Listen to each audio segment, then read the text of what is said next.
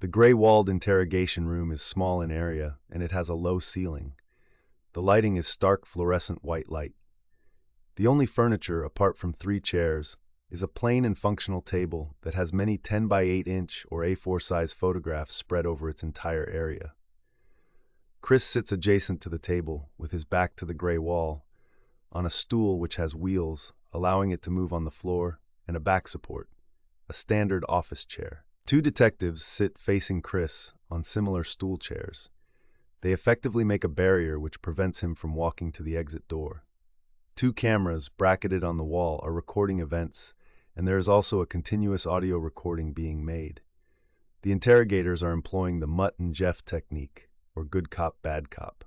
Facing Chris, on his right side, is a stocky-built man in a gray suit who has a full and thick set of gray wavy hair, which neatly just brushes the collar of his crisp white shirt.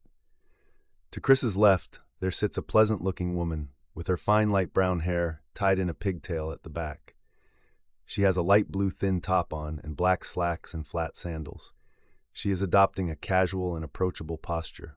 The woman detective, the good cop, is leaning forward towards Chris and is stroking his left arm to comfort him.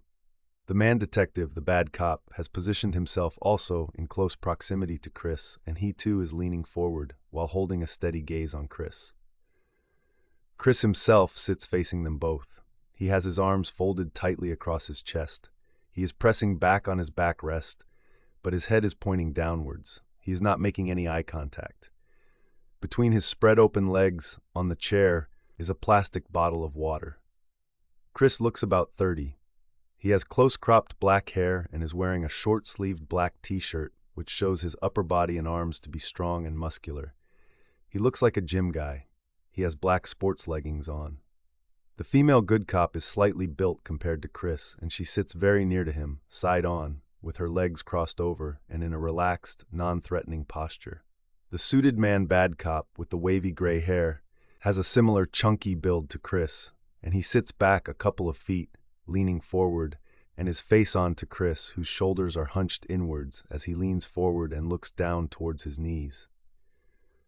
When confronted with the surveillance images, Chris instantly broke down but alluded to nothing and asserted that his memory was blank on the night of the incident.